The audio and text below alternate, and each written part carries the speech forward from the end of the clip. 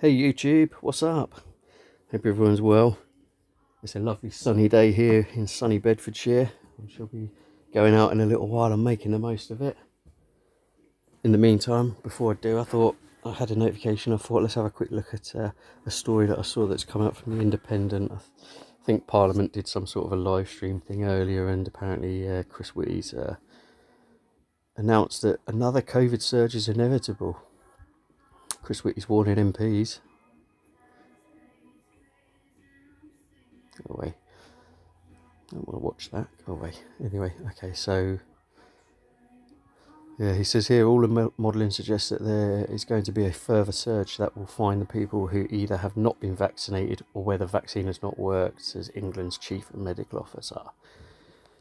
Okay, so is this a little bit more than putting pressure on people that are maybe reluctant to have this vaccine?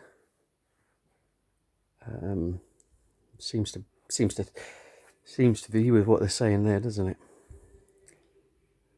That there's going to be a further surge, and that will find the people who have either not been vaccinated or where the vaccine has not worked. So, I mean, I can't remember which vaccines have which percentage of are supposed to be efficient or whatever. I lose track of it all, to be honest. But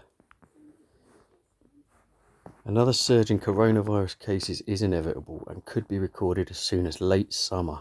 So late summer, early autumn. So about the time that people start getting colds and flu again. But flu's been wiped out, hasn't it? So I guess it will just be COVID that people will be getting then. Despite the success of the UK's ongoing vaccine rollout, MPs have been told. Right, okay. Professor Chris Wityy, England's chief medical officer, said that even under the most optimistic set of assumptions, a further 30,000 lives could be lost to COVID-19, as he warned against the dangers of lifting restrictions too quickly. Just as a caveat, and YouTube, you can go and check this for yourself if you want to fact check this. Go back and look at the people that died. I think it was January 2018 that year. I think it was higher than that, but okay. So anyway, he reckons a further 30,000 lives could be lost to COVID-19, as he warned against the dangers of lifting restrictions too quickly.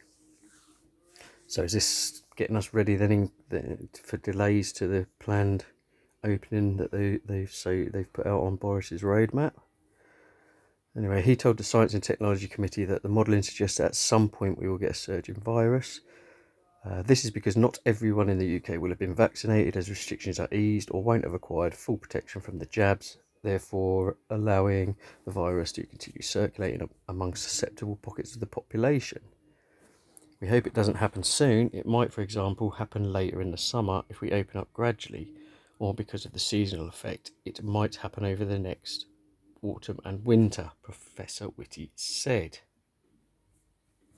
Okay then, so yep, because of the seasonal effect. So are they saying now that COVID is a seasonal thing? So they're saying it is like the flu? What are they saying? This is very confusing, Mr. Witty. I'm not even going to call you Professor, I'm afraid, sorry. All the modelling suggests that it's going to be a further surge, and that will find the people who have either not been vaccinated or where the vaccine has not worked. Some of them will end up in hospital, and sadly some of them will go on to die. Well, my only question to that then is, if they're saying it's going to be the not people who haven't been vaccinated, well, as far as I understand it, I mean, in the UK at the minute, I think they're now rolling it out to over 50s, 50 to 59. I mean, that's now, we're like, where are we now? We're in March. And I think they aim to have that done by April. So I was preparing that it'll be sort of April, May time that they'll be then contacting like people. If they do it the same, if they go 40 to 49, then I'll be in that bracket. So I'm struggling then, because are they saying, I mean, I'm struggling here. I thought the average age of death was around 83, but they're now saying that people in the like 40 to 49 bracket, 40 and under, 30 to 40. Wow. I don't know, I'm puzzled. Maybe someone can shed light on that. But there's some of them will end up in hospital, and sadly some will die apparently. So okay. Previous scientific modelling has shown that even with a vaccine uptake rate of 90% among the UK's top priority groups, which account for the vast majority of COVID-related fatalities, up to 1 million at-risk people would remain vulnerable to the disease. Okay, so 1 million out of 67 million are at risk is what they're saying then. This may be enough to fuel another wave of hospitalisations and deaths if restrictions are lifted too quickly, potentially burdening the NHS, scientists have said. Witty said that the speed of reopening would shape the size and timing of a resurgence. But the vaccines would not be able to prevent all deaths from COVID-19. The ratio of cases to deaths will go right down as a result of vaccination, but not right down to zero, unfortunately, he said. Well, no, because I think it's impossible to stop people dying in general, Mr. Witty. But hey, just being sarcastic, YouTube. Given the risk of a resurgence, Professor Witty, I just didn't mean to do that, but pushed back on MP's calls to accelerate the government's roadmap to easing restrictions in England, with measures to be lifted at 5-week intervals up to June. Whoa, okay. So he's pushing back then. Cases and deaths are currently at their lowest level since early October, while more than a third of the adult population of the UK has now received a first vaccine dose. But despite this, Witty warned against moving too quickly in the weeks and months ahead. Look at the history of all this around the world. The history of this is not full of countries and individual leaders wishing they'd done more faster, he said. It's full of leaders who wish they had acted quicker and then been more careful as they take things off. Witty said officials would have a better grasp of the trajectory of the pandemic in the wake of 17th of May, when indoor mixing of up to 6 people could be allowed, along with the reopening of bars and restaurants. Okay. I thought pubs were opening in May, so that's obviously they're classing them different to bars and restaurants, then fair enough. Whatever. That is the point when we are really going to see some very significant risks accumulating potentially, he warned. Pressed on whether some measures could be brought forward if the data on the roadmap out of lockdown is better than anticipated, Witty said it would take at least 3 to 4 weeks in between each interval to gather sufficient evidence. So no then. Prime Minister said they want to give people a week's notice before making changes. He said, if you do that, then you're not going to want to reduce the time between various steps. The government's chief scientific advisor, Patrick Vallance, echoed these views, telling MPs, if you truncate that, you are essentially flying blind. You might feel, oh, I can smell it going in a certain direction. It looks like this, but you really want to know. Okay.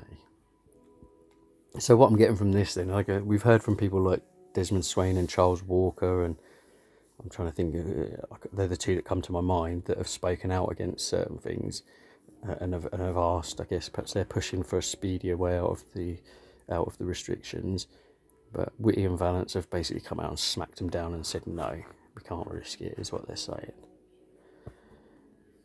Right, so Witty also pointed to the example of Europe, where many countries are now recording an uptick in cases, having fared better than the UK in controlling the spread of COVID-19 through the winter. I think a lot of people may think this is all over. I would encourage them to look at what is happening in continental Europe at the moment, where a lot of countries are going into rates going up and having to close things down, having not been in that situation before, he said. I think it's very easy to forget quite how quickly things can turn bad if you don't keep a very close eye on it.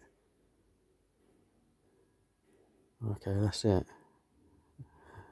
Okay, so that's the article then. We've got a couple of comments.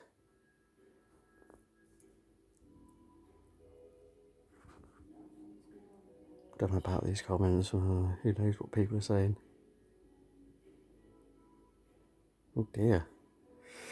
Very supportive, aren't they, on the Independent? Oh, well, look, Warfield Red. Well done there. I'm sure they told us vaccines were the way out of this. Warfield Red's kind of on the ball a bit there, but Barry White trusts Chris Wityy and God. I don't think you should compare God in the same bracket as Chris Wityy, to be fair. That seems a bit extreme.